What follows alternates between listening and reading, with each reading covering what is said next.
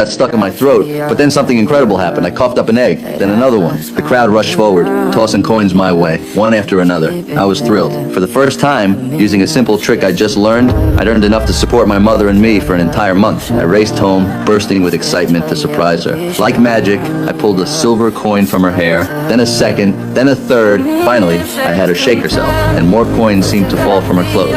Seeing her face light up with joy, I made her a promise. Someday, I'd turn those silver coins into gold. But as I grew older, reality hit me. Street magic was barely keeping us afloat. I craved bigger stages, more jaw-dropping spectacles. So I rounded up some reporters and slammed every penny I had on the police chief's desk, challenging him to a bet. And he wouldn't bite. I ripped open my shirt, slapped my stomach, and mocked him, saying his punch is packed, no punch at all. That did it. He swung at me hard. I took the hit without flinching and taunted him for another. In the end, I got exactly what I wanted. Handcuffed, strip searched, and thrown into a cell. As the chief left, he warned that if I couldn't escape, he'd arrest me for disturbing the peace. Once everyone cleared out, the real show began.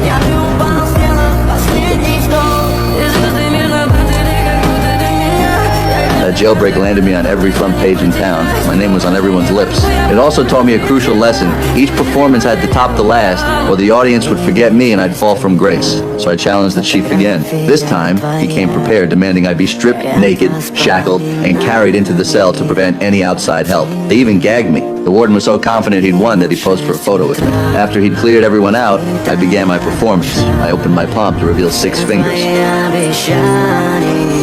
Minutes later, when the warden checked the cell, I was gone. Only chains remained on the floor. This escape made me a household name across the country. Everyone knew me as the magician they called the Handcuff King. With fame came bigger ambitions.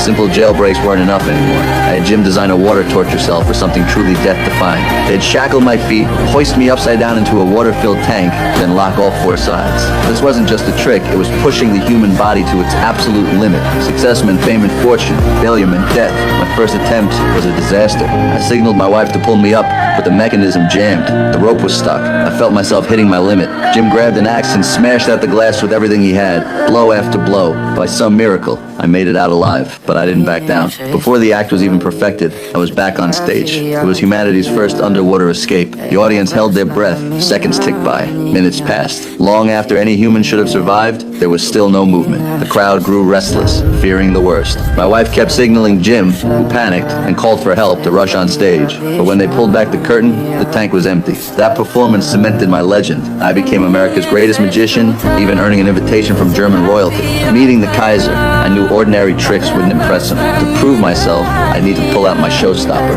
I called over a general and had him fire at a target. The general took aim and nailed the bullseye on his first shot. My assistant took the gun and loaded more powder. I produced the bullet and had the general verify it was real.